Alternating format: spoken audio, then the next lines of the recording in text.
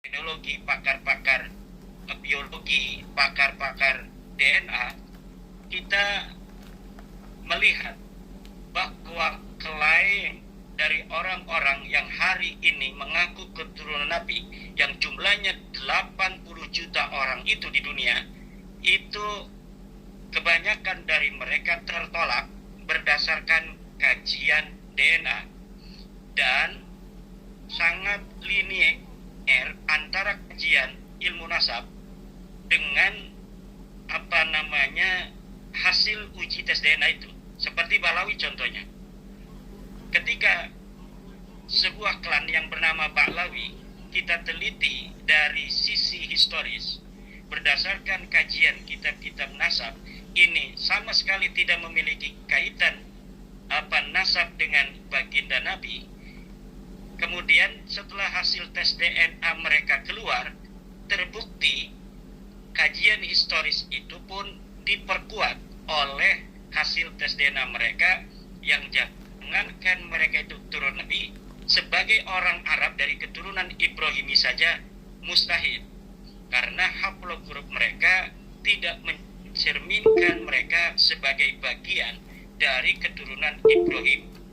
Nah, sementara orang-orang yang memiliki historiografi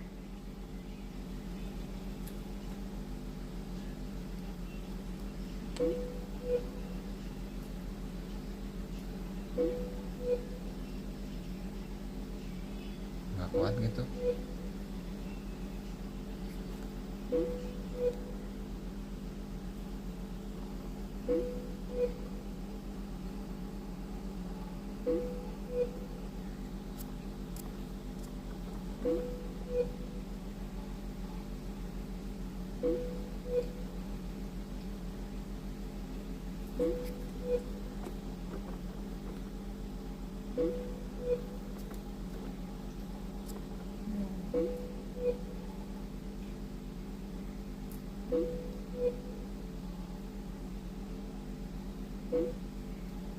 antar mereka ini setelah melakukan tes DNA. Ada kakek bersama mereka 1200 tahun yang silam bagi Bani Qatadah, Bani Ajlan, dan Bani Sulaimaniyah. Semuanya itu adalah keturunan dari Hasan bin Ali, kemudian kepada Musa al-Jun. Mereka bertemu di Abdullah ar-Ridha yang hidup 1200 tahun yang silam. Ketika ketiga keturunan ini hari ini melakukan tes DNA, walaupun mereka beda negara, mereka tidak kompromi dan sebagainya, tapi darah mereka kemudian memberitahu kepada kita adanya kesatuan kakek bersama di masa lalu 1200 tahun yang silam antara keluarga kerajaan Jordan misalnya dari Raja Abdullah II dan keluarga yang hari ini telah melakukan tes DNA, kemudian dengan keluarga kerajaan Sulaimaniyah yang hari ini berada di Mekah, yang silsilah mereka sampai juga ke Abdullah ar-Ridha dari Musa al-Jun, kemudian dari Bani Ajlan, dari Aun Rafiq, keluarga Bani Aun, kemudian dari keluarga Bani Qatadah yang lain yang jumlahnya sangat banyak itu, setelah mereka melakukan tes DNA tanpa kompromi, hasil tes DNA mereka menunjukkan ada kesamaan kakek bersama 1200 tahun yang silam.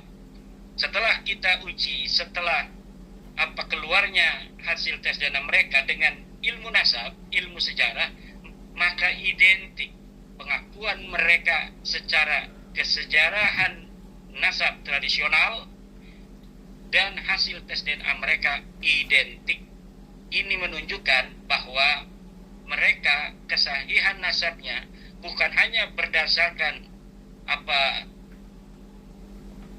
bukti-bukti tradisional berupa kitab-kitab nasab, tetapi juga secara genetik mereka sahih sebagai keturunan Nabi. Di antara berbagai macam keluarga dari Bani Qatadah, Bani Sulaiman ini memiliki ciri-ciri penanda genetik yang sama. Mereka memiliki ciri-ciri sebagai keturunan Ibrahim di dalam darah mereka ketika diteliti. Kemudian mereka juga memiliki ciri-ciri sebagai keturunan daripada Quraisy. Kemudian mereka memiliki ciri-ciri dari keluarga Abi Thalib, kemudian kepada Alawi, kemudian kepada Hasan, dan juga kepada Husain. Nah, ini sebagai contoh dari keluarga-keluarga yang memiliki catatan sejarah yang terekam oleh kitab-kitab nasab dari mulai abad keempat, karena mereka merupakan para penguasa-penguasa politik di masa mereka. Sampai saat ini kita bisa menemukan keturunan mereka, karena mereka baru selesai monarki dari keluarga mereka itu tahun 1925 Masehi. Jadi hanya baru sekitar 80 tahun mungkin dari kakek mereka terakhir monarki itu baru 2 atau 3 generasi, atau paling maksimal itu 4 generasi. Jadi kesahihannya ini mutawatir dari mulai abad keempat sampai hari ini. Imam-imam Zaidiyah yang juga mereka keturunan daripada Nabi Muhammad, dari Hasan bin Ali juga, tetapi tidak memiliki kesamaan silsilah dengan Bani Ajlan, dan juga dari Bani Sulaiman dan Bani Yordan, ini dari kerajaan Yordan. Tetapi ketika mereka melakukan tes DNA, mereka memiliki kesamaan genetik satu kakek bersama 1400 tahun yang silam, yaitu mereka sama-sama dari keturunan Ali dan keturunan Hasan bin Ali bin Abi Thalib.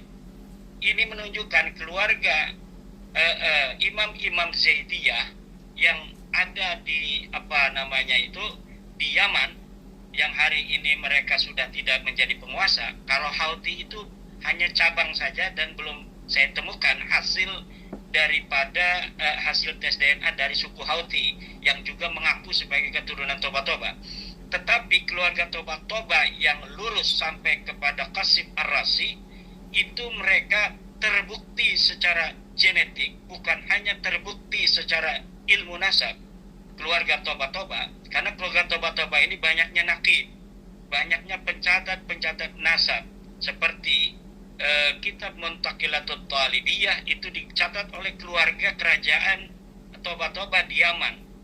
Maka kesahihan nasab mereka secara ilmu nasab itu tidak bisa diragukan. Dan hari ini mereka setelah melakukan tes DNA, hasil tes DNA mereka C+, dalam bahasa polisi identik antara mereka dengan Bani Qatadah, Bani Ajlan, Bani Sulaimaniyah yang ada di Mekah dengan mereka yang ada di Yaman. Padahal ketika tes DNA mereka tidak kompromi, tidak saling menulis surat, tidak saling SMS, tetapi darah mereka menyatukan mereka, karena mereka betul-betul sebagai keturunan daripada baginda Nabi besar Muhammad sallallahu alaihi wasallam. Sementara demikian dulu, nanti di sini juga ada tokoh kita Gus Aziz Jazuli, ada Kang Fathul Huda Sufnawan, yang tentu nanti secara DNA akan diulas begitu detail oleh pakar kita Dr. Sugeng Sugiarto. Terima kasih sementara Mas Lutfi Antawijaya. Terima kasih ya Imat atas pemaparannya. Barusan kita kedatangan lagi Gus Aziz Jazuli dan Mas Fathul. Silakan kalau mau memberikan tanggapan sehubungan dengan pemaparan yang baru saja dilakukan ya Imat. Ya, mungkin Gus Aziz dulu, silakan. Mungkin saya ya. Assalamualaikum warahmatullahi wabarakatuh. Masih di mute itu Gus Aziz. Oh ya, siap. Siap. Assalamualaikum warahmatullahi wabarakatuh. Alhamdulillah. Waalaikumsalam. Yang saya hormati Al-Mukarram, Al-Muhtaram, guru kita semua, Kiai Haji Imaduddin Usman Al-Bantani. Mohon maaf Yai, kemarin telat ngirim filenya Yai. Sayanya lupa. Ya. Siap. Dokter yang saya hormati, saya muliakan Dr. Sugeng Sugiharto, Mas Fathul dan Mas Lutfi, yang mudah-mudahan selalu diberi keberkahan oleh Allah Subhanahu wa taala. Jadi dari pemaparan yang disampaikan oleh Kiai Haji Imaduddin Usman Al-Bantani barusan, dan juga kemarin beliau sudah menuliskan artikel tentang keluarga-keluarga zuriyah Rasulullah Shallallahu Alaihi Wasallam yang terkonfirmasi baik itu dari sisi catatan dan dari sisi DNA sudah beliau paparkan secara detail dan tadi sudah diulangi oleh beliau. Saya hanya akan menanggapi atau mungkin menambahkan satu keterangan dari keluarga Ar-Rosi, di mana di Yaman itu tentu dalam perjalanan sejarah tokoh yang sangat dikenal di Yaman dan mereka pun juga terkenal akan keberaniannya dalam berperang, kemudian dari sisi keilmuannya juga sangat berkembang, bahkan mereka pun juga mendirikan sebuah madhab fikih yang sampai saat ini masih lestari, yaitu madhab Az-Zaidiyah. Tadi sedikit diulas oleh Kiai Haji Imaduddin Utsman Al-Bantani mengenai salah satu keturunan Sayyidina Hasan radhiyallahu taala anhu, yaitu klan Ar-Rosi Al-Toba, di mana leluhur mereka itu adalah Al-Imam Al-Hadi Ilal Haq, yang kemudian disebut di kalangan Zaidiyah itu dengan Al-Imam atau mazhab atau pandangan Al-Hadawi atau Al-Hadawiyah. Nah, tentu ketika kita membandingkan dengan klaim-klaim yang disampaikan oleh Ba'alawi, baik itu dalam kitab-kitab mereka semenjak abad ke-9 Hijriah sampai zaman sekarang, mereka tentu mengklaim sebagai suatu keluarga Nabi Muhammad SAW yang paling tinggi begitu dalam segala hal. Baik itu dari sisi keilmuan, baik itu dari sisi nasab yang mereka klaim sebagai pencatat yang paling rapi sedunia. Nah, meskipun dari sisi DNA itu sudah rungkat berkali-kali lipat. Nah, tetapi dari sisi latar belakang atau karakter yang dimiliki oleh keluarga-keluarga keturunan dari Ar-Rosi Al-Toba itu sangat jauh berbeda. Karena mereka meskipun terkonfirmasi sebagai dzurriyyah Rasulullah Shallallahu Alaihi Wasallam dan juga memiliki suatu mazhab fikih yaitu mazhab Zaidiyah yang ada di Yaman Utara di wilayah Son'a, So'da dan kota-kota sekitarnya, klaim sebagai dzurriyyah Nabi atau klaim sebagai keturunan yang paling sahih itu tidak kita dapati. Nah, tentu kalau melihat karakter ini, perbedaan karakter antara keluarga Ar-Rosi Al-Toba dengan karakter yang dimiliki oleh Ba'alawi itu sangat jauh. Nah, memang bahkan seperti ketika saya kuliah di Hadhramaut di Universitas Al-Ahqaf itu banyak saya dapati teman-teman yang asal-usul mereka itu dari Yaman Utara, Kiai Imad, Dr. Sugeng, seperti Al-Wasyali dan juga yang lainnya ya. Dimana saya saat itu belum tahu bahwa mereka ini merupakan para asyraf, para asadatul asyraf. Nah, tetapi meskipun demikian, dengan beberapa keluarga-keluarga keturunan Al-Qasim, Al-Imamul Hadi Ilal Haq, mereka itu tidak pernah menonjolkan diri, tidak pernah memposisikan diri atau mempromosikan dirinya sebagai keturunan Nabi. Nah, sementara hal ini sangat jauh berbeda dengan yang kita dapati di kalangan Ba'alawi. Baik itu Ba'alawi yang di sana, di Hadhramaut, Yaman, ataupun di Indonesia. Nah, tentu melihat dari dua karakter yang berbeda ini, antara keluarga atau para dzurriyyah Nabi Muhammad SAW yang asli dengan dzurriyyah yang memiliki haplogrup G, tentu berbeda. Karena memang yang asli itu tidak akan koar-koar.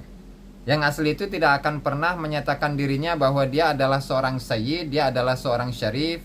Nah, sementara yang palsu-palsu itu sudah terbiasa dengan mempromosikan dirinya bahwa dia adalah seorang sayyid, seorang syarif, bahkan lebih dari itu bahwa keluarganya itu merupakan keluarga yang pencatatan nasabnya itu paling sahih sedunia.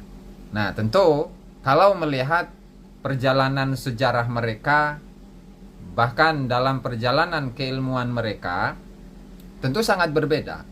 Katakanlah sebagai satu contoh yang Al-Faqih Muqaddam yang konon katanya dia ini sudah mencapai derajat seorang mujtahid mutlak. Nah, tetapi karya-karya tidak pernah kita dapati. Pandangan-pandangan fikih tidak pernah kita dapati.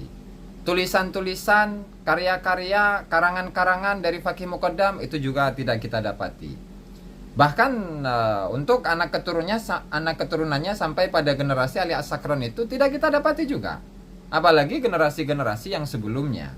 Mulai dari Al-Muhajir ilallah, kemudian Ubaidillah, kemudian Alwi, dan seterusnya, itu tidak kita dapati sama sekali karya-karya ilmiah atau buku-buku dalam fikih, dalam sejarah, ataupun yang lain itu tidak kita dapati sama sekali. Nah, hal ini sangat berbeda dengan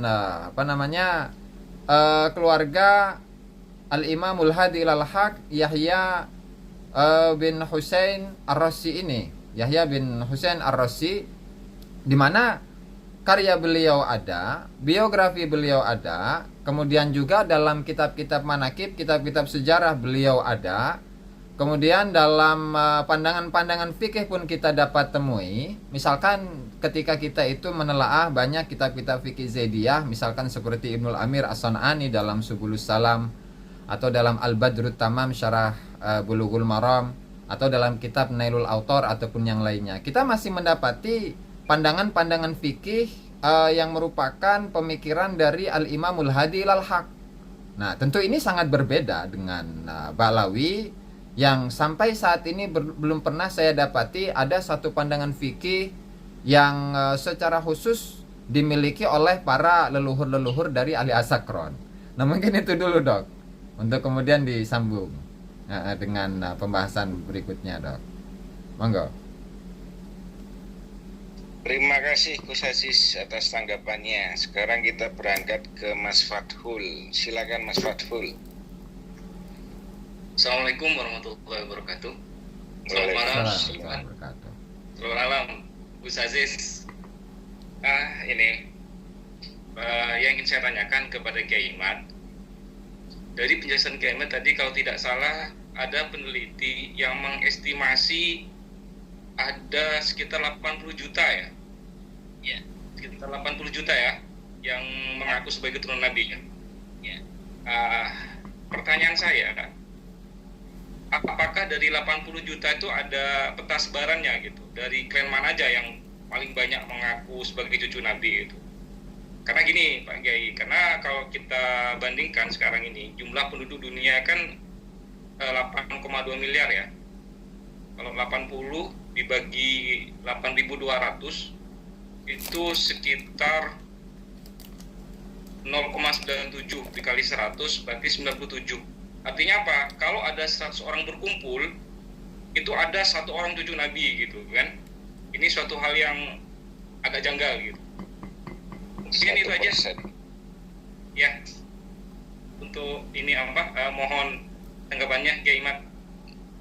Baik.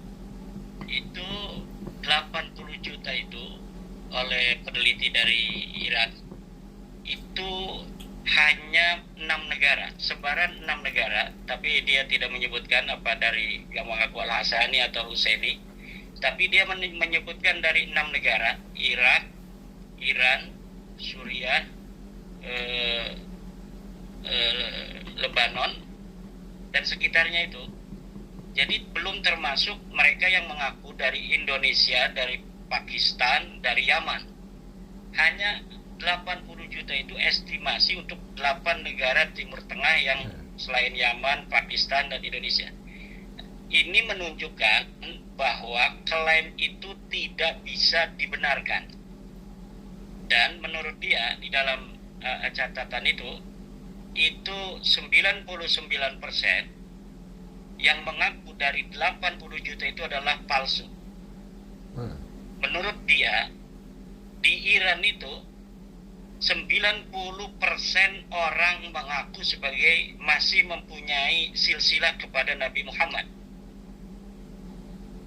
Dan 50% dari Muslim Irak itu mengaku, oh bukan, saya lupa, begini, 99% dari orang Iran yang mengaku sebagai turun Nabi adalah palsu.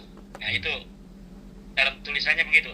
Dan 50% dari orang yang mengaku keturunan Nabi di Irak adalah palsu. Jadi kalau di Iran, dari semua yang mengaku itu 99%-nya adalah palsu. Di Irak itu dari 100% orang yang mengaku keturunan Nabi, 50%-nya adalah palsu. Ini kalau dibawa ke Yaman ini, di Yaman itu hampir semua keluarga mengaku keturunan Nabi. Yang asli itu hanya dari Ar-Rasi itu, dari keluarga Al-Hadawi, dari imam-imam Zaidiyah yang ada di Yaman.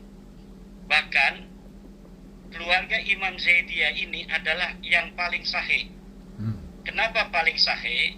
Karena tidak ada keterputusan dari mulai abad ke-3 Hijriah sampai abad ke-20 Masehi.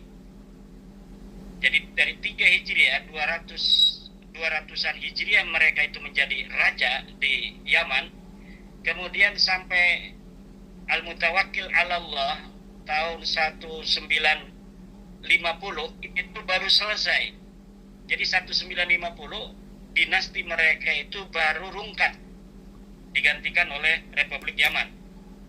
Dan raja terakhir mereka tahun 1996 baru meninggal. Jadi raja terakhir mereka dari keluarga monarki dari sejak abad ke-3 Hijriah, 200-an sekian Hijriah, sampai 1996 itu mereka memiliki historiografi yang begitu bisa dipercaya bahwa mereka betul-betul keturunan baginda Nabi besar Muhammad SAW. Tentu yang hidup hari ini adalah anak dari raja terakhir itu yang wafat tahun 1996 Masehi. Nah, maka para peneliti keluarga Nabi mengatakan keluarga dari Imam Zaidiyah adalah keluarga paling sahih di dunia, bukan Balawi. Kalau Balawi itu hanya merupakan klaim min asahil ansab ya li ahli bait. Nanti ini Gus Aziz Jajul yang hafal narasi-narasi Balawi. Kalau saya nggak mau hafal itu yang begitu-begitu. Bahwa qad ajma'atil ummatul Muhammadiyah itu Gus Aziz Jajul yang hafal nanti. Nah, itu ditertawakan oleh peradaban karena narasi-narasi dari orang-orang yang palsu itu lebih hebat tentang nasab mereka daripada orang-orang asli. Nah, itu keluarga asli yang ada di Yaman yang Gus Aziz kenal itu dari keluarga Rasi yang mereka biasa-biasa saja, tidak memperkenalkan diri sebagai keturunan daripada Rasulullah, namun mereka biasanya mempunyai nilai-nilai akhlak yang luhur, luar biasa, ketawaduan, kesemangatan hidup, struggle for life, dan jarang yang tasawuf kuburiyah itu. Nggak ada kali itu keturunan Nabi yang tasawufnya kuburiyah itu. Kebanyakan keturunan bangsawan itu memiliki struggle for life di dalam menghadapi kehidupan, menghadapi kenyataan. Orang-orang yang terjebak dengan Sufia kuburiyah itu yang mengaku turun Nabi itu biasanya orang-orang yang lemah secara spiritual, lemah secara mental itu menghadapi kehidupan, sehingga itu kemudian spiritual dijadikan pelarian karena dia tidak bisa menghadapi realitas. Nah, keluarga Nabi dan juga saya lihat dari setiap cabang genealogi dari Bani Adam itu mereka yang hari ini menguasai peradaban, baik di Eropa, di Asia, di Timur Tengah, itu keluarga-keluarga dari bangsawan-bangsawan. Setiap kelompok manusia ini itu memiliki pemikiran-pemikiran yang tidak menjadikan spiritual itu sebagai pelarian dalam menghadapi realitas. Itu semuanya. Itu ciri khas daripada keturunan orang-orang mulia. Jadi spiritual bagi mereka penting, itu keyakinan terhadap Tuhan, tetapi spiritual itu tidak dijadikan pelarian dari keputusasaan mereka menghadapi realitas. Jadi apa yang perlu kita jadikan ciri-ciri dari keluarga-keluarga terhormat di masa lalu dari semua klan, ini bukan hanya keturunan Nabi, itu adalah bagaimana mereka cara memandang kehidupan. Ini jadi ciri daripada keluarga-keluarga yang unggul di dunia, bahwa tidak ada dari masa lalu sampai hari ini mereka yang menguasai peradaban itu berasal dari orang-orang yang hanya mau berkontemplasi di bawah pohon setiap waktu, dan kemudian keturunannya dijadikan orang-orang yang selalu ingin berkontemplasi di bawah pohon di dalam goa tanpa mau menghadapi kenyataan di bawah yang sedang menghadapi berbagai macam masalah sosial. Ini tidak demikian. Tetapi keluarga-keluarga keturunan dari orang-orang yang mempunyai kekuasaan otoritas peradaban di masa lalu, hari ini bisa ditengarai juga dengan kesemangatan mereka dalam menghadapi kehidupan itu. Struggle for life, ini ciri-cirinya. Nabi Muhammad berkontemplasi itu tidak setiap waktu, hanya ketika mendapatkan isyarah Rabbaniyah, berkontemplasi 40 hari, kemudian setelah itu menghadapi kenyataan kehidupan. Begitu pula Nabi Musa, hanya berkontemplasi 40 hari, kemudian kembali lagi menghadapi kenyataan kehidupan. Begitu pula para kiai-kiai kita. Kiai-kiai kita itu menghadapi kehidupan di tengah-tengah masyarakat. Tidak hanya di kuburan berkonsentrasi di haul-haul, kemudian bernyanyi-nyanyi di makam-makam, membawa masyarakat untuk datang ke haul-haul. Ini tidak mencerminkan daripada genetik nabawiyah. Genetik nabawiyah itu genetik yang struggle for life. Ini ciri-cirinya. Kalau orang-orang yang selalu membawa pengikutnya ke makam, ke kuburan, untuk kemudian dijadikan makam dan kuburan itu sebagai pusat kegiatan mereka, ini sungguh tidak memiliki ciri khas daripada gen nabawi yang struggle for life, berani menghadapi kenyataan, siap cibir oleh laumatul laib. Kemudian bahkan sampai Nabi Muhammad ditulis di dalam Al-Quran sampai disebut tukang sihir, disebut gila, dan lain sebagainya.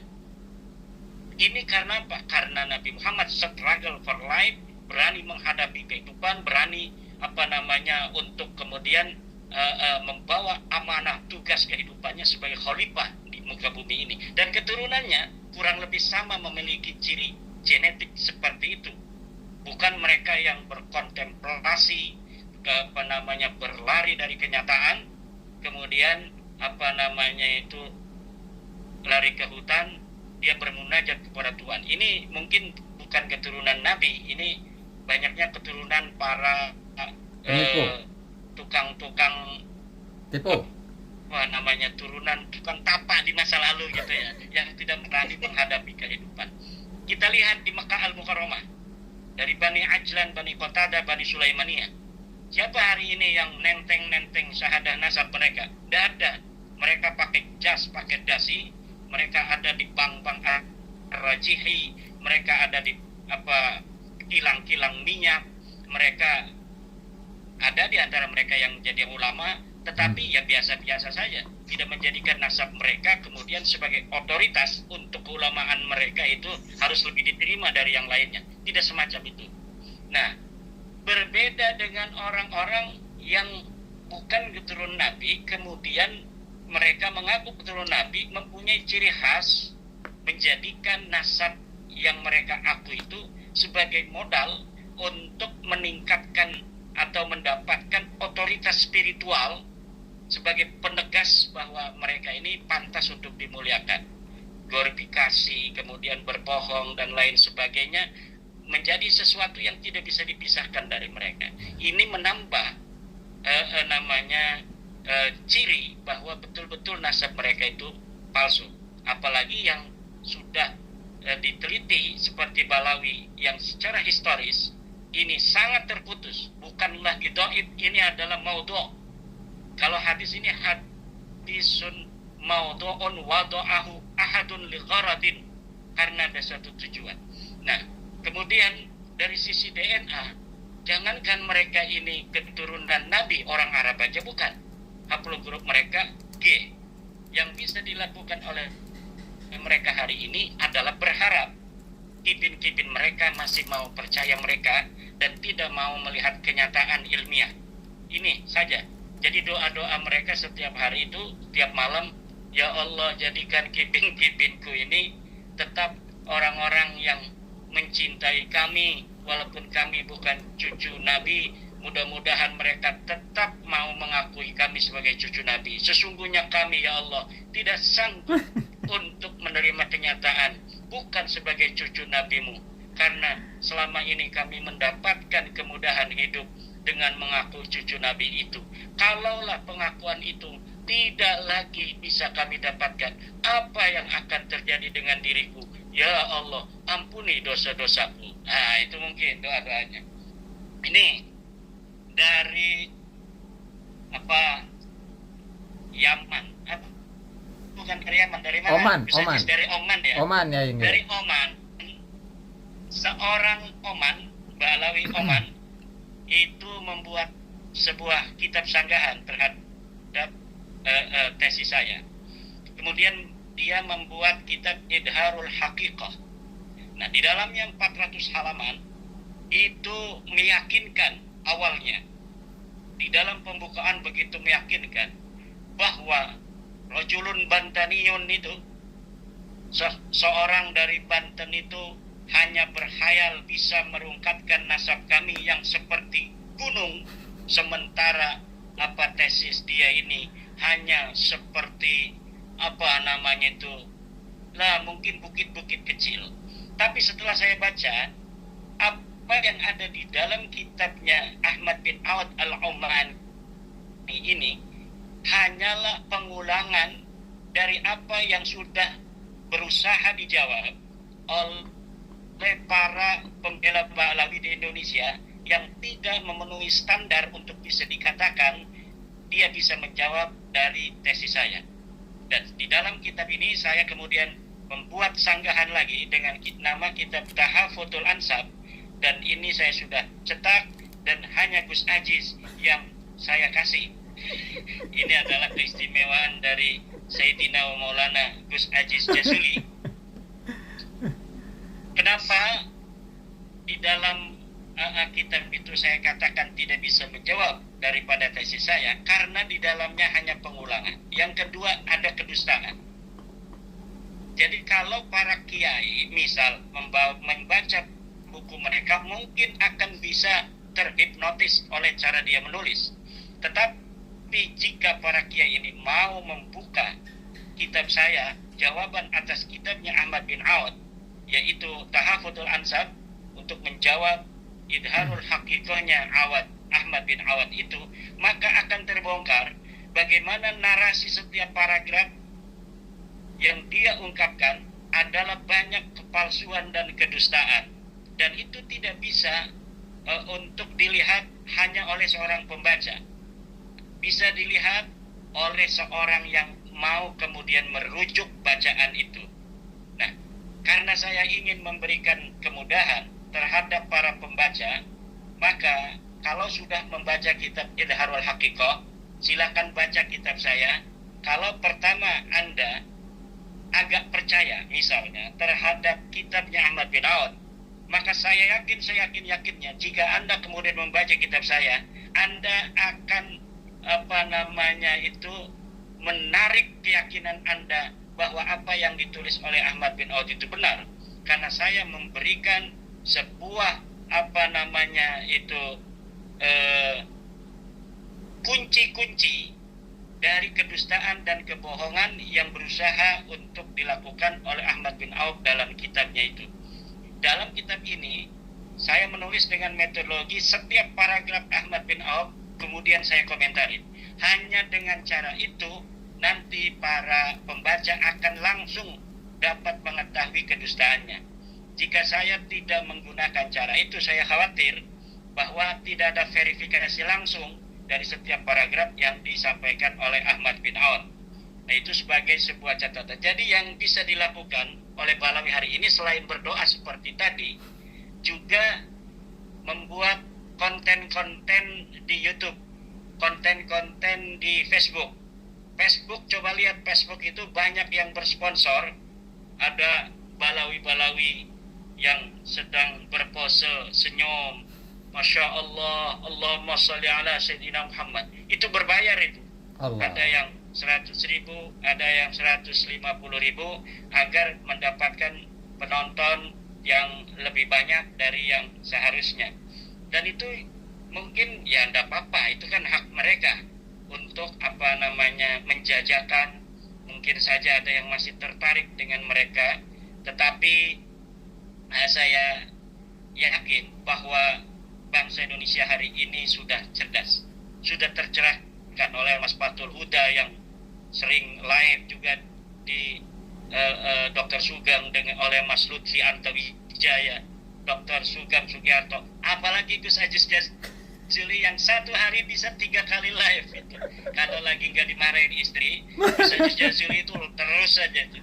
Kalau Gus Ajis itu hanya malam, berarti lagi dimarahin istri.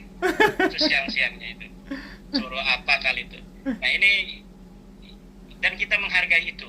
Jadi Mas Lutfi, Mas Fathul, Gus Ajis, kita jangan mempunyai perasaan bahwa apa yang dilakukan mereka itu menjijikan, nggak usah. Kenapa? Karena itu kan usaha. Kita hargailah usaha mereka, ya kan? Walaupun mereka tidak bisa membuktikan bahwa diri mereka secara ilmu nasab adalah cucu Nabi, kemudian secara DNA juga mustahil mereka bisa membalikan DNA mereka. Tapi ketika mereka masih mengaku, ya kita hargai saja. Kita menghargai apa yang mereka yakini. Mungkin istilahnya itu saya sulit untuk mengatakan yang gak enak ya. Tapi untuk saudara-saudara kita, para kibin-kibin adalah saudara kita, Pak Dr. Sugeng. Harus tetap kita menjaga perasaan mereka. Saya lihat itu kalau Dr. Sugeng luar biasa kadang-kadang membuat statusnya, kalau di hati itu nyelekit gitu. Mungkin karena kesal ya, ini orang dikasih tahu nggak mau gitu.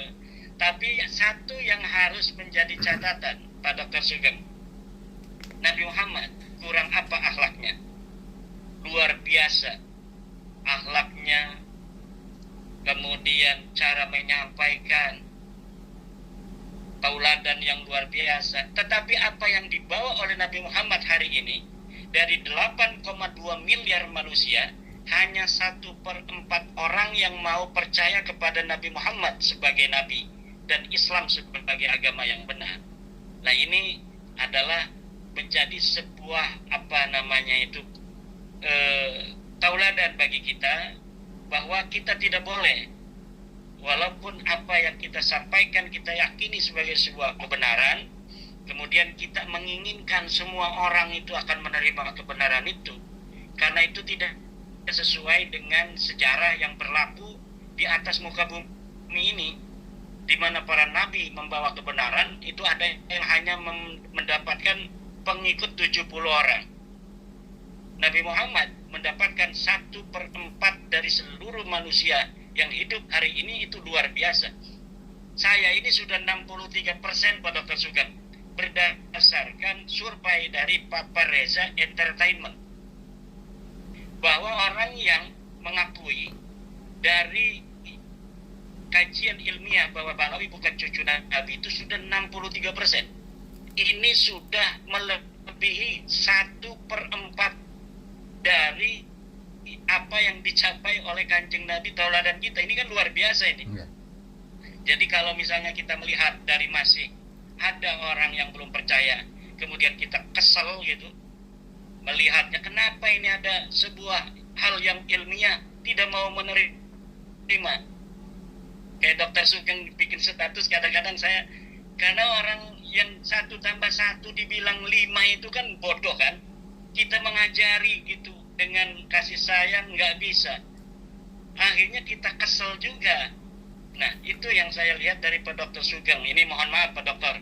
Ini di di roomnya Pak Dokter saya mengatakan seperti ini karena ini pun pernah dirasakan oleh Nabi Muhammad. Nabi Muhammad menginginkan semua manusia itu untuk menerima kebenaran yang beliau bawa. Kemudian Allah memberikan banyak sekali ayat ya yang di dalamnya memberikan teguran kepada Rasulullah. Innaka bahi'un nafsaka alla yakunu mu'minin. Kau akan membunuh dirimu wahai Muhammad karena mengharapkan mereka itu semuanya beriman. Sedangkan innaka la tahdi man ahbabta walakinnallaha yahdi may yasha. Engkau tidak bisa memberikan hidayah terhadap mereka karena aku yang memberikan hidayah. Orang-orang yang kau cintai, PBNU misalnya. Kalau Dr. Sugeng ini kan demen cinta sama PBNU. Kesel banget juga sama PBNU. Nggak mau menerima 1 tambah 1 sama dengan 2. Karena bagi Dr. Sugeng, itu masalah DNA bahwa ini DNA-nya turun Nabi, ini bukan turunan Nabi. Bagi beliau ini sama saja dengan 1 tambah 1 sama dengan 2. Yang satunya lagi 1 tambah 1 sama dengan 5. Sudah dibilang 1 tambah 1 kata Pak Sugeng sama dengan 2. Ada yang ngomong 1 tambah 1 5. Kenapa ini masih mengakui 1 tambah 1 sama dengan 5? Kan kesel kan? Wajar kesel juga. Tetapi apabila kita melihat historiografi dakwah para nabi, maka kita akan sadar. Kita akan tidak terlalu kita harus diterima. Ini kebenaran yang sangat mudah, yang sangat encer misalnya, secara logika. Kenapa nggak mau nerima juga? Ya kita harus bersabar, Pak Sugeng. Kalau misalnya Rasulullah ngomong, kadang-kadang ngomong, hal qad ballagtu, apakah aku sudah menyampaikan? Rasulullah berkata seperti itu, sahabat berkata, qad ballagta ya Rasulullah, kau telah menyampaikan. Nah, artinya apa? Kalau kita sudah menyampaikan, ya udah, ente mau terima, alhamdulillah. Enggak terima pun aku sudah menyampaikan. Nah, ini kadang-kadang PWI juga sama Pak Dr. Sugeng. PWI yang hari ini adalah sebagai organisasi Islam yang sangat dicintai masyarakat, yang luar biasa sambutan masyarakat Indonesia terhadap PWI-LS. Kadang-kadang juga ingin melihat masyarakat tercerahkan seperti mereka, sehingga mereka juga kadang-kadang ada sedikit ingin memaksakan bahwa inilah kebenaran, itu nggak benar gitu. Padahal satu yang harus kita ingat, Nabi Muhammad SAW berdakwah sampai hari ini hanya 1/4 dari seluruh manusia yang mengikuti beliau. Selainnya itu belum. Nah ini yang harus kita bersama-sama mengingatnya. Kemudian Balawi juga diantaranya hari ini ada yang framing, ya kan? Itu hal-hal yang saya kira wajar-wajar saja. Framing Gus Ajis, Wahabi, Imaduddin Usman, Wahabi, Dr. Sugeng itu bukan ahli DNA karena tugasnya adalah memeriksa DNA ikan. Dan lain sebagainya. Nah itu yang bisa mereka lakukan, kita hargai saja. Rumel Abbas kesel banget itu Pak Dr. Sugeng sama Rumel Abbas itu kan.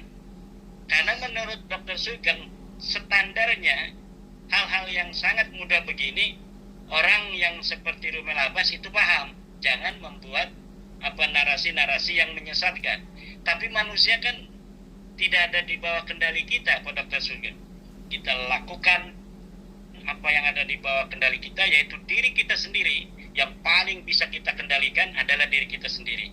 Jadi apapun orang itu mau berkata apa, kita tidak bisa mengendalikan mereka. Yang bisa kita kendalikan adalah respon kita terhadap apa yang mereka katakan, apa yang mereka ungkapkan, apa yang menjadi sikap mereka terhadap kita. Kita berada dalam kebenaran, itu adalah sebuah keyakinan. Tetapi orang untuk mengikuti kita itu adalah hal lain lagi. Jadi itu adalah hak mereka untuk mau mengikuti kita ataukah tidak. Yang penting tugas kita mencerahkan sebisa-bisanya apa yang kita lakukan, sebanyak-banyaknya orang yang bisa kita ajak untuk berada dalam kebenaran yang kita yakini bahwa Balawi bukan turunan Nabi. Siapa orang yang mengakui Balawi sama saja memasukkan bukan keturunan Nabi ke dalam keturunan Nabi, dan ini menyakiti Rasulullah. Sedangkan orang yang menyakiti Rasulullah akan mendapatkan siksa yang luar biasa. Waladina yuduna Rasulullah lahum adzabun alim. Dan ini adalah dinas oleh Al-Quran. Dan kewajiban kita mencintai ahli bait Nabi, terjemahan dari cinta kita kepada ahli bait Nabi itu adalah menjaga jangan sampai keturunan daripada ahli bait Nabi ini tidak mendapat hak, sementara orang-orang palsu yang mengaku keturunannya malah mereka yang menguasai hak-hak daripada dzurriyyah Nabi yang asli ini. Dan sebagai ahli sunnah wal jamaah, kita meyakini di masa depan ada yang namanya Al-Imam Al-Mahdi dan akan turun dari keturunan Nabi. Dengan cara kita menjaga hari ini, keturunan Nabi tidak boleh dimasuki semacam Balawi, karena kita ingin Imam Mahdi yang nanti mengaku adalah betul-betul dari keturunan baginda Nabi besar Muhammad SAW, bukan dari mereka yang hanya mengaku keturunan Nabi. Ya, demikian sementara. Terima kasih ya Imat atas pemaparannya. Sekarang saya berangkat ke Pak Dr. Sugeng. Bagaimana ini Pak Dr. Sugeng? Suara saya masuk nggak?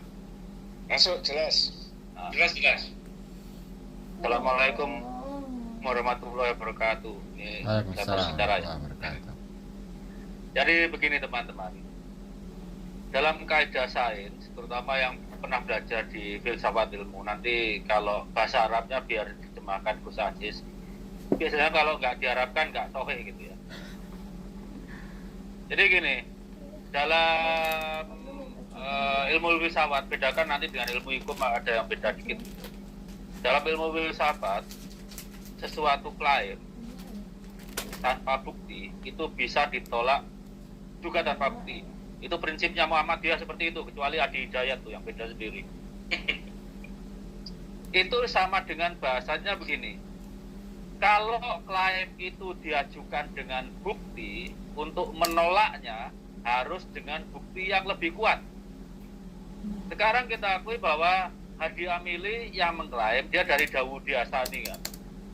Kemudian dia kumpulkan, nggak cuma yang Hasani atau Husaini toh, Alawi Abbasi dikumpulkan, Atrofi keturunan Hasan Atrof dikumpulkan, kemudian keturunan Ja'far ini juga ternyata keturunan Nabi karena sambungnya apa? Lewat Ali Al-Zainabi. Ali Al-Zainabi ini adalah cucu buyutnya Nabi. Otomatis yang bin Ja'far ini, Ja'far bin Abi Thalib maksudnya, bukan Ja'far Shadiq, itu juga otomatis keturunan Nabi. Kemudian ke atas lagi dikumpulkan lagi Akil. Kan orang tahunya yang berkembang biak banyak keturunan Abi Thalib dan keturunan Sayyidina Abbas. Itu mereka juga mencari keturunan Akil. Naik lagi Akil itu masih sorry. Jadi kalau Abi Thalib kan anaknya Ja'far, Ali dan Akil, itu baru level Abi Thalib. Kemudian level Abdul Muthalib, mereka juga masih mencari. Ada keturunan Abi Thalib, ada keturunan Abbas, ada keturunan Harith, ada keturunan Abu Lahab.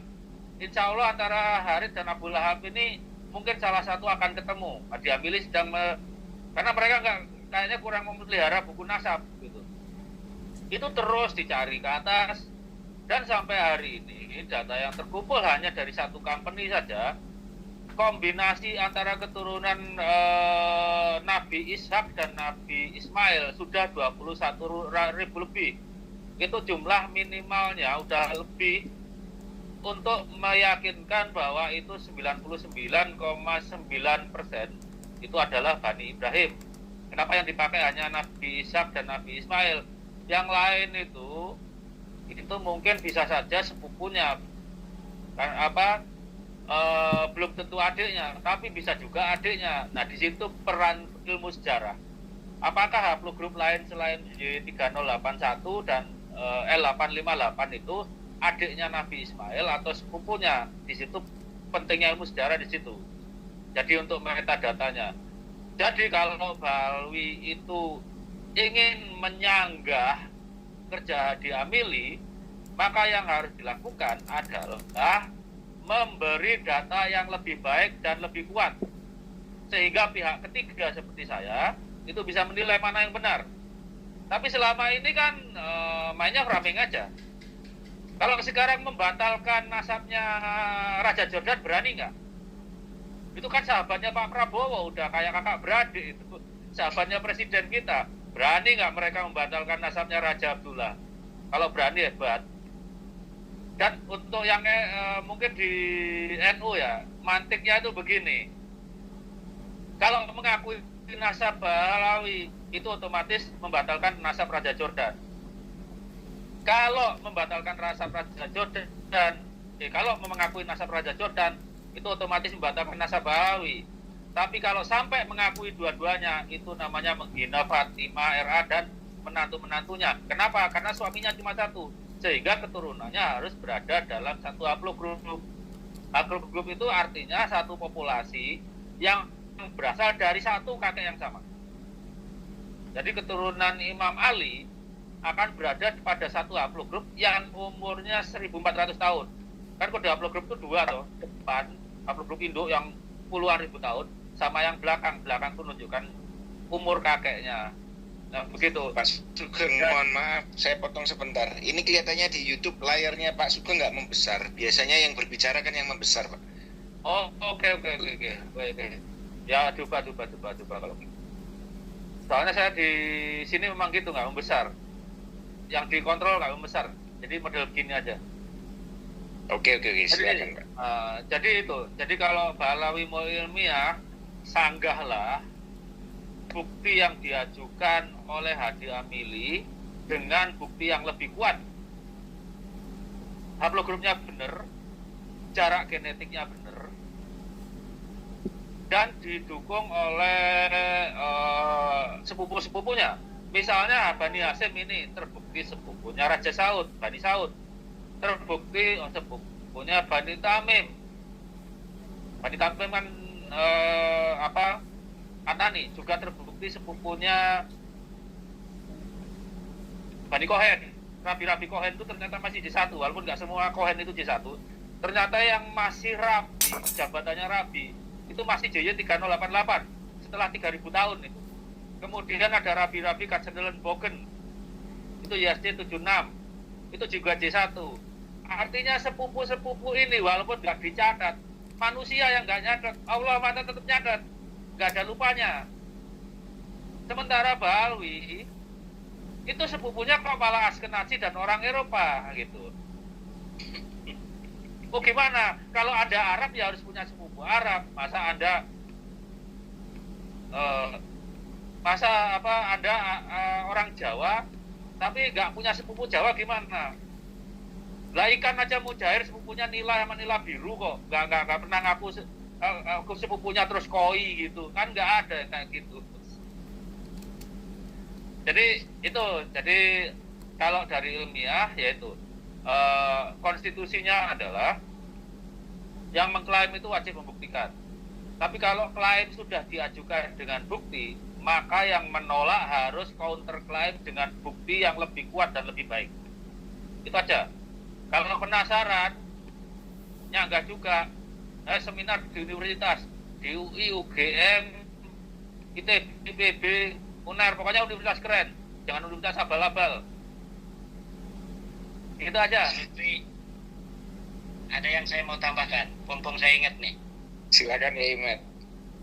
Ini di tangan saya ini ada sebuah buku karya Ahmad Bakso. Judulnya Studi Filologi Historis Sumber-Sumber Primer Historiografi Wali Sanga. Nah ini judul ini tidak sesuai dengan isinya. Karena di dalam judulnya sumber primer, tetapi isinya itu tidak ada sumber primer dari klaim di dalam judulnya. Jadi sumber primer Wali Songo yang diklaim oleh Ahmad Baso itu penyesatan. Karena sistem penulisan dari Ahmad Baso itu sama dengan Ahmad bin Aud itu, yang ketika ingin mencari sumber untuk Ubed, dia membaca sebuah kitab yang ada di abad ke-10 karya Ali Khirid. Kemudian di dalam kitab itu ada orang yang diasosiasikan berada di abad ke-4 bicara tentang Ubed. Kemudian Ahmad bin Aud mengatakan bahwa ini ada sumber primer dari orang yang diriwayatkan dan dihikayatkan oleh Ali Khirid yang ada di abad 10 itu. Nah, itulah yang diklaim oleh Ahmad bin Aud sebagai sumber primer di abad ke-4. Dan itu sama sekali tidak bisa diterima dalam studi historis. Dalam studi historis, sumber primer adalah sumber yang langsung ada di masa peristiwa itu terjadi. Baik sumber itu ditulis atau merupakan lacak daripada orang yang kita maksud, atau dicatat oleh orang yang semasa melihat dengan mata kepalanya sendiri terlibat di dalam peristiwa sejarah itu. Dan ini buku Ahmad Baso ini, dia mengklaim bahwa di dalamnya adalah sumber-sumber primer Wali Songo. Di dalamnya juga Ahmad Baso ini berani untuk menyambungkan nasab Wali Songo kepada Ubed. Bahkan ada beberapa tokoh-tokoh sejarah Nusantara yang dipindah-yakan berdasarkan manuskrip atau sumber-sumber di abad 19. Kemudian dia katakan bahwa ini adalah sumber primer untuk Wali Songo, dan ini adalah sebuah penyesatan. Jadi kenapa saya masukkan di dalam room ini masalah ini, karena di dalam isu nasab ini ada banyak orang-orang yang berikut menyemarakan daripada isu nasab ini. Kemudian dia tidak ingin berada di dalam kancah, tetapi dia mengambil kesempatan untuk orang-orang yang tidak memahami bagaimana studi historis itu untuk dipahami. Seperti buku Ahmad bin Yusuf ini laris sekali nih. Saya juga mendapatkannya dari seorang teman untuk mengkaji bagaimana pendapat saya tentang bukunya Ahmad Baso yang mengklaim bahwa dia mendapatkan sumber-sumber primer tentang Wali Songo. Dan saya katakan ini buku Ahmad Baso ini adalah buku penyesatan tentang sejarah, di mana sebuah sumber-sumber tertier kemudian dikatakan sebagai sumber primer hanya berdasarkan riwayat dan hikayat yang ditemukan di abad ke-18, abad 19 dan 20 yang menyebutkan orang-orang yang hidup di abad ke-16. Dan ini penyesatan seperti ini tidak bisa dibiarkan. Dia bukan seorang historian. Ahmad Baso ini tidak sekolah di dalam sekolah historis. Dia tidak lulus S1. Kemudian dia juga bukan seorang filolog. Dia bukan seorang arkeolog. Tetapi di dalamnya bicara tentang arkeologi, tentang filologi, bicara tentang genealogi. Kalau saya mengkaji nasab itu sama dengan studi dari pelajaran saya. Background saya adalah penelitian hadis dan tafsir. Itu sama dengan cara meneliti nasab, bahkan lebih mudah daripada meneliti hadis. Kesahihan hadis itu ada dinamika epistemologis yang ngejelimet, yang mendakik. Tetapi nasab itu 1% dari 100% yang harus kita keluarkan dari kemampuan kita untuk mengujinya, karena itu sangat mudah sekali. Nah, tapi Ahmad Al-Baso ini, dia menulis buku studi filologi historis sumber-sumber primer historiografi. Di dalamnya dia berusaha untuk membela Balawi, bahwa klaim bahwa Wali Songo itu merupakan bagian dari Balawi itu ada bukti-bukti yang ditulis oleh orang-orang Nusantara. Dan ini bukti-buktinya adalah bukti-bukti cipta sejarah yang diciptakan oleh kolonial. Saya meyakini bahwa apa-apa yang menjadi sumber daripada Ahmad Baso dan yang lainnya itu mengenai sumber-sumber Wali Songo itu adalah cipta sejarah dari kolonial untuk mengaburkan sejarah hakiki Wali Songo. Untuk Wali Songo, bersabarlah karena kita bukan dia. Banyak sekali yang sedang meneliti Wali Songo.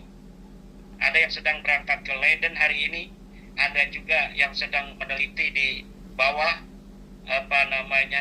ke makam-makam para Wali Songo, meneliti berbagai macam nisan-nisan kuno, meneliti berbagai macam peninggalan Wali Songo untuk kita betul-betul mendapatkan bukti-bukti yang valid tentang kesejarahan Wali Songo. Bahkan sekarang ini Belanda sedang membuka karena mereka sudah tidak mempunyai kepentingan lagi kepada Indonesia terkait dengan historiografi Indonesia.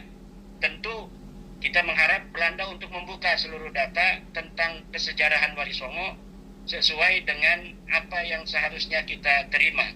Tidak merupakan cipta sejarah yang Belanda atau kolonial ciptakan di masa untuk kepentingan mereka untuk terus menguasai Indonesia. Sekarang Belanda ini sudah tidak memiliki kepentingan lagi untuk merubah mindset historis dari masyarakat kita karena mereka sudah tidak bisa menjajah lagi. Maka oleh karena itu kita mengharap Belanda untuk membuka manuskrip yang terkait dengan sumber-sumber primer dari Wali Songo dan juga sejarah masa lalu kita sebelum Wali Songo itu datang. Ini sangat penting. Saya memohon, saya telah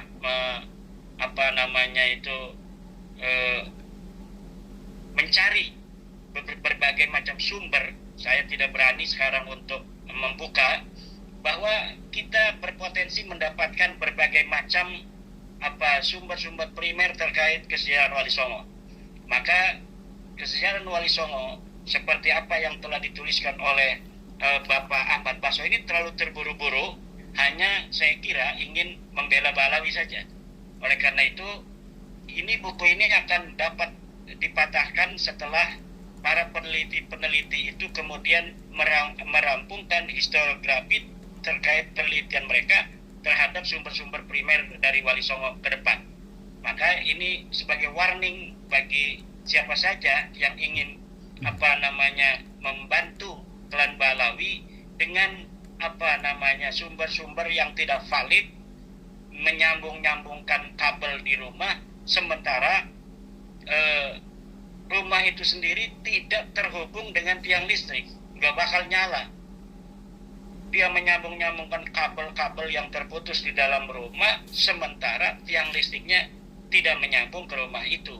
Nah, saya kira untuk ini saya anggap penting karena ini juga terkait dengan masalah nasab yang sedang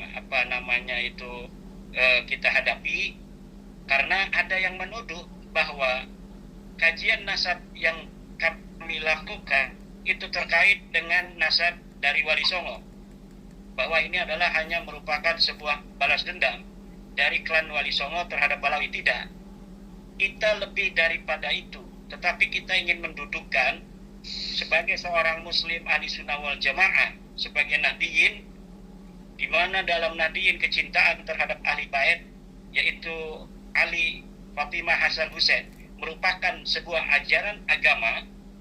Maka kami mempunyai kewajiban untuk menjaga ahli bait, nama baiknya dan kedudukannya di tengah-tengah masyarakat. Jangan sampai nama ahli bait itu hancur hanya oleh orang-orang yang mengaku sebagai keturunannya dalam masa yang sama, dalam saat yang sama, kelakuan dan akhlak mereka jauh daripada kelakuan dan akhlak ahli bait itu sendiri. Nah, itu jadi hal-hal yang menjadi irisan dengan sesuatu yang kita hadapi, yaitu nasab Balawi. Di pinggir-pinggir ini ada orang-orang yang bermain-main dengan istilah saya itu adalah dia memancing di air keruh dengan membikin buku semacam ini untuk satu sisi dia ingin membela Balawi, sisi yang lain mungkin untuk mencari keuntungan ekonomi. Saya kira demikian suudonnya ya. Nah, tanpa dia mau memperhatikan kajian-kajian modern seperti tentang DNA. Bagaimana dia sebagai seorang ilmuwan tanggung jawabnya di hadapan publik dan di hadapan Allah sebagai orang yang diberikan cara berpikir yang lebih dari orang lain, kemudian dia mengabaikan DNA. Kemudian dia berusaha menghibur diri dengan fatwa-fatwa semacam fatwa dari Bapak Rizik Syihab bahwa DNA adalah haram. Siapa? Bukan Rizik Syihab ya? Hanif. Menantunya Rizik Syihab yang mengatakan DNA haram, sedangkan Bapak Rizik Syihab itu salah satu yang menganjurkan tes DNA sebenarnya di awal-awal adalah Bapak Rizik Syihab. Dulu ada orang-orang dari Asmatkan itu yang ingin panggil Habib. Jadi orang-orang Asmatkan ingin dipanggil Habib, kemudian kata Pak Rizik Syihab, silakan tes DNA. Kalau DNA Anda ini sesuai, ya kita terima. Jangan-jangan nanti DNA Nabi kemana, DNA dia kemana. Nah sekarang masanya kita yang ngomong, silakan tes DNA. Jangan sampai tes DNA Nabi kemana, DNA Nabi kemana, DNA Anda kemana. Nah ini sudah konklusif. Ini sudah konklusif. Apapun yang sekarang terjadi dinamika di bawah terkait dengan makam-makam palsu dan sebagainya, itu adalah ekses dari konklusivitas batalnya nasab mereka saja. Jadi harapan mereka agar masih ada orang yang percaya itu patut kita hargai. Itu hak asasi manusia lah. Jadi ada orang-orang kan yang diberikan oleh Allah mungkin takdir di alam dunia yang selalu ingin atau berada di dalam ruang-ruang di mana harus ada orang-orang yang terus dalam kesesatan. Misalnya ketika Nabi Musa datang, tidak semua orang mengikuti Nabi Musa. Harus ada orang yang tidak mengikuti Nabi Musa. Kemudian Nabi Isa juga demikian, Nabi Muhammad juga demikian. Dan sekarang isu nasab ini harus ada orang-orang yang ditakdirkan tetap mengakui Balawi. Mungkin demikian ini kehendak Allah, Pak Dr. Sugeng. Jangan Pak Dr. Sugeng kelihatannya itu ingin memaksa orang 1 + 1 2. Ada yang masih 1 + 1 5, ya biarin aja. Terima kasih ya Imat. Tadi Mas Fathul ada pertanyaan ke Gus Aziz, silakan. Enggak, ini intermezzo aja Gus. Tadi lupa, tadi mau nanya tuh. Jadi kan saya melihat itu Ba'alawi di Indonesia itu kan sering kayak diarak gitu Gus ya. Pakai payung berputar-putar gitu ya. Pertanyaan saya, apakah secara dari tarikh atau sejarah, apakah kebiasaan itu juga ada Gus dilakukan oleh mereka yang dianggap sebagai cucu Nabi gitu? Apakah itu hanya Ba'alawi aja yang seperti itu? Itu yang pertama. Terus yang kedua terkait makam Gus ya. Kalau kita melihat ini makam Ba'alawi ini kebanyakan kan dibangun mega ya. Itu apakah kebiasaan seperti itu juga ada di Timur Tengah gitu ya, terkait dengan orang-orang yang dianggap sebagai cucu Nabi gitu ya, berdasarkan sepengetahuan Gus Aziz. Siap. Mungkin itu aja Gus. Terima kasih Gus. Jadi untuk pertanyaan yang pertama, jadi untuk tradisi arak-arakan di sana pun juga ada itu Mas Fathul. Artinya ketika ada suatu acara yang besar, misalkan seperti Maulid Nabi ataupun haul dari Ahmad Al-Muhajir Ilallah, itu pun memang ada itu. Dan itu saya rasa sudah berjalan ratusan tahun semenjak nasab mereka itu dipromosikan ke dunia begitu. Nah, untuk jawaban dari pertanyaan yang kedua, bahwa Hadramaut itu atau Yaman itu negara miskin, Mas. Artinya di sana itu tidak kita dapati makam-makam yang kurang lebih sama dengan makam-makamnya Habib yang ada di sini. Semewah-mewahnya itu makamnya Umar Mohdar. Umar Mohdor. Itu pun juga diasumsikan dibuat pada abad ke-20 Masehi.